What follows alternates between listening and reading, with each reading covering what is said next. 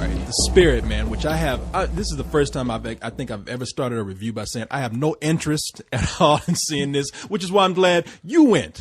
Yeah, and you know what? I'm glad I went because it gives me a chance to say, Corey, it's ASSSStastic. Wow. This movie, you have no idea. You're going to listen to this review. Right now, you're listening to it, and by the time you get to the end, you're going to hear how bad it is, and you're going to see it anyway. And you're still not going to be prepared for how bad it is. You're going to be, I hear this is bad, and then you're going to watch it and go, oh my God. Okay. It's Rocky Horror Picture Show of comic book movies. Now, what does that mean?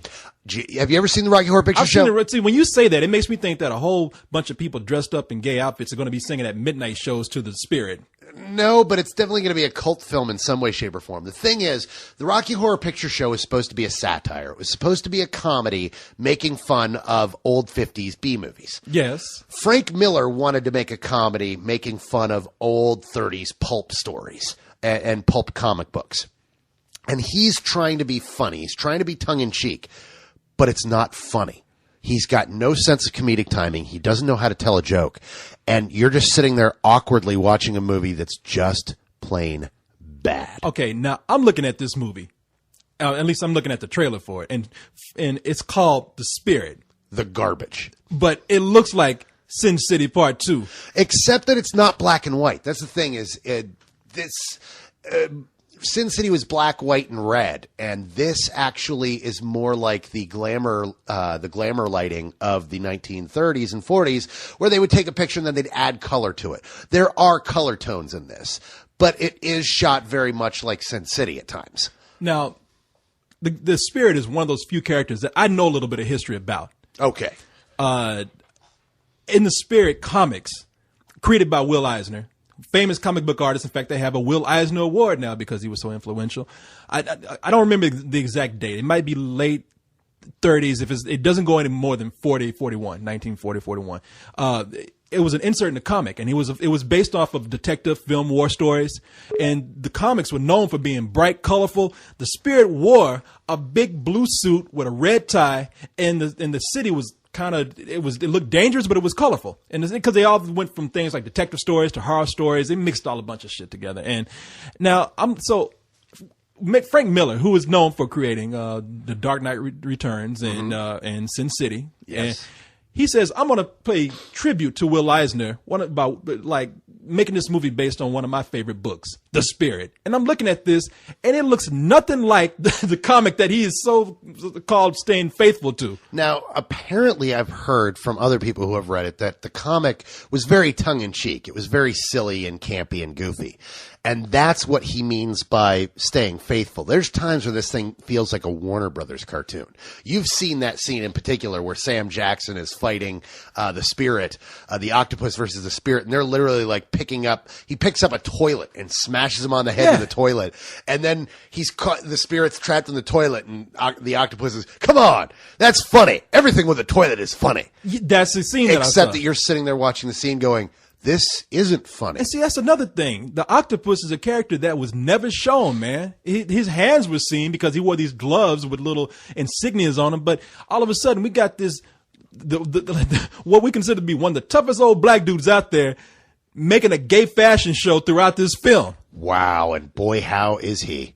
I mean, at one point, he's Black Hitler. He's black. Yeah, no, he and Scarlett Johansson are, representative of the master race, are dressed up as Nazis for no reason at all. They've got they've got him trapped. They've got the Spirit trapped, and just to show how fucking crazy they are, here we're gonna dress up like Nazis and put all this Nazi propaganda all over the place. What the hell? But by this point in the movie, you're just like, fuck this. It's bad. When you have a movie, and Eva Mendes is the best actor in the movie. She gives the best, strongest performance. That's what I heard. Yeah. You know why she gives the best, strongest performance? Because she's naked. No, she's not naked. Because everyone else is so fucking bad. Hands behind your head.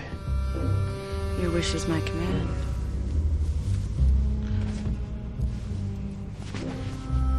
Okay. Put a robe on or something, but no tricks. Yes, sir. Oh, watch out for my husband. You'll trip. clever, quick, but so easily distracted. Why this? Oh, it's not like I killed him. He did it to himself about an hour ago. It's all the fault of his damn vase. You are a common criminal. There's nothing common about me. You're a criminal, and I'm bringing you in for the murder of a fence, name of Donnefeld. If you're gonna lock me up, do it over something I'm actually guilty of, stupid. Oh, you're guilty of a lot. I haven't shot anybody in days. There probably isn't a law in the books that you wouldn't break. Do I look like a good girl? Like she is as flat and toneless as she always is. She is not any better than she's ever been. She is just who she normally is. Everybody else is just sucking so bad that she looks like the best actor in the fucking movie. Scarlett Johansson is straight out of Community Theater here. She's god awful. She needs to have her acting credentials re-fucking-voked. Just straight up. It's funny because it almost makes you want to pull Samuel Jackson aside and say, dude, you know, that's kind of gay, man. You're supposed to be, it ain't helping your image when you come in here strutting in a Nazi dress like this. What is this about? Now, I know, like I said, I know what the comic is about. I mean, okay, because in the comics, just real quick, the story, I forgot the character's name. It was at one point that this character had a name, but he went on to like just become the Spirit. He runs through the city, given the blessing of the police chief, and says, "Yeah, just go out and protect the city." And so that's what it's about. It's that simple. What is this about? It's the same thing, except the basic premise is the octopus is trying to get his hands on the blood of Heracles. Now, the blood of Heracles is the actual blood of Heracles, but it happens to be bundled up in a box that is connected to Jason's golden fleece. Well, the Spirit's ex-girlfriend, who was his girlfriend when they were little kids, named Sans Serif, she wants the golden fleece, and she finds where this stuff is buried underwater in some chests. Okay. Hold on. Let me just finish it up here. I'm just shaking my head. That's all. Please. The octopus comes to steal it from her, but they both end up with the wrong box. He ends up with the fleece. She ends up with the blood of Heracles. I'm sorry. And they are trying to get it back from one another, and the Spirit's kind of caught in the middle. And that's what the whole movie is about them trying to work their shit out while the Spirit is trying to track them down and find out why they want this. And the octopus wants the blood of Heracles so that he can become a god. And Sans Serif, because she's a woman, only wants the, golden fleece because she's a woman and it's shiny. Because Frank Miller hates women. It's a terrible movie. It's unspeakably god-awful. It's a 2-hour fecal water slide. It is just crap.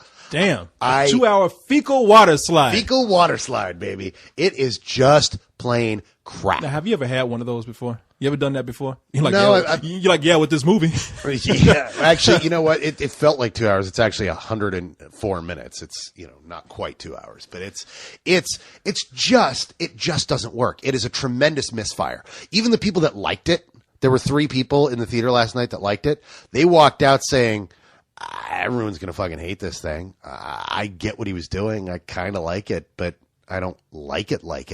It's not good. It is one of those films that is really gonna piss people the hell off because it knows what it wants to be and has no way to accomplish it. Frank Miller cannot direct. He let that directing credit that Robert gave him for writing the comic book go to his head, and oh my God, is he fucking awful. It is a terrible, terrible movie.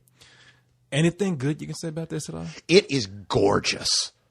If you turn off the volume, I mean, Bill Pope is the cinematographer on this, and this is the guy who did The Matrix. This guy knows how to shoot, and that mixed with the various color correction and CG they do on this, it looks beautiful. One of the guys I was talking to is like, dude, I can't wait till it's on DVD so I can actually, drop acid and enjoy it. But aside from the beauty, there's nothing there. The story, the dialogue, I cannot believe how bad the acting is. I mean, Scarlett Johansson is so bad, even Cyrus is going to go, oh, yeah, no, she was pretty shitty. Huh. Well, I guess the biggest mystery here, and I hate to keep harping on this, but what did Frank Miller do to really get Samuel Jackson to do this shit, to have him strut through the whole movie in fucking girl clothes? I'm guessing he signed a check.